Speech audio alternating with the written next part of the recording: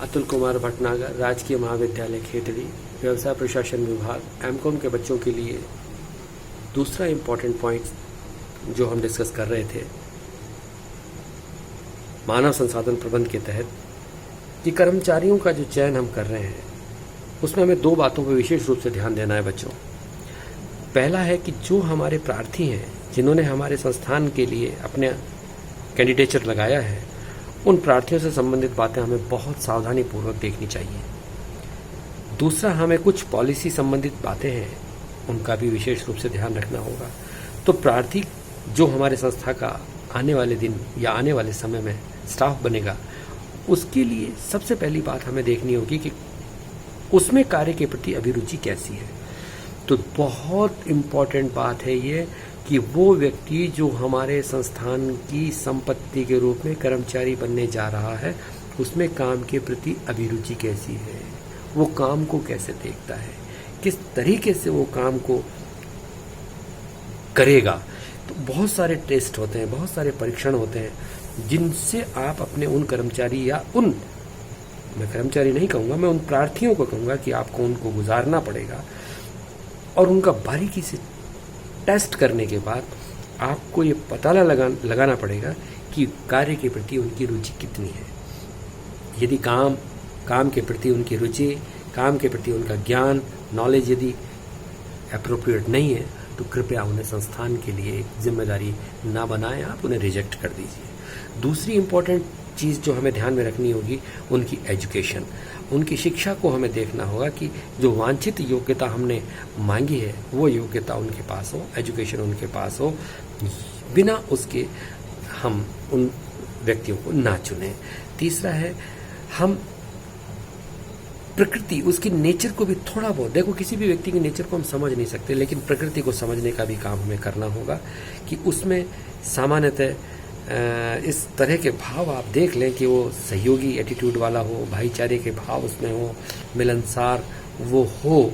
हालांकि ये चीज़ें सारी धीरे धीरे उसको आप जज करेंगे, लेकिन एक बार आप देखने के बाद उस व्यक्ति की पर्सनैलिटी जब स्टडी करेंगे तो नेचर भी देख लेंगे कि व्यक्ति कैसा है। तो थोड़ा बहुत अवलोकन करके आप जब चयन करें तो उसकी प्रकृति को भी देखें। फिर चरित्र, कैरेक्टर के लिए बहुत सारे सर्टिफिकेट्स हैं जो उसको अच्छा बताएंगे, अच्छा सिद्ध करेंगे, लेकिन ये भी वो विषय है जिसको कि आप एकदम एक झटके के अंदर नहीं माप सकते।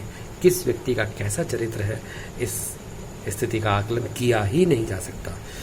और फिर भी थोड़ा बहुत हम ध्यान रखें, जिस व्यक्ति का चरित्र थोड़ा बहुत संदेहास्पद हो या ठीक प्रतीत ना हो, हम उसको नियुक्ति ना दें, कभी भी ना दें। तो जो चयन करता है वो प्रार्थी के संदर्भ में बेसिकली इस चीज़ को स्पेशली देखें, पूछताछ करें दूसरे ऑर्गेनाइजेशन से, उसका पूरा इतिहास, बायोडाटा देखने के बाद, उसका बैकग्राउंड देखने के बाद, उसके कैरेक्टर का आकलन करके उसको आप चुनें।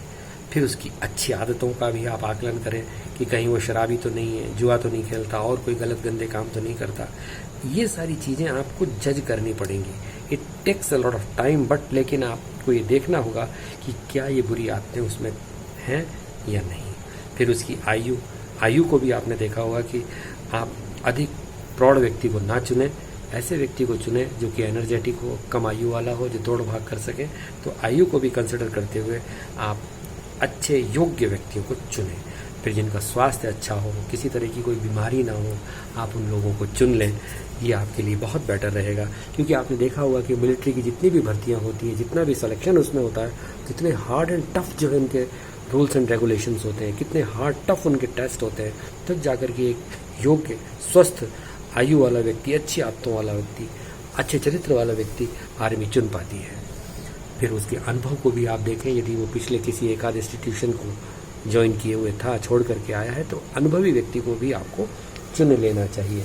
और उसकी पारिवारिक स्थिति का भी आकलन आप करें कि किस परिवार से वो आता है, उसकी आर्थिक स्थिति कैसी है, उसकी आदतें कैसी हैं, उसकी जानकारी आपको करनी होगी।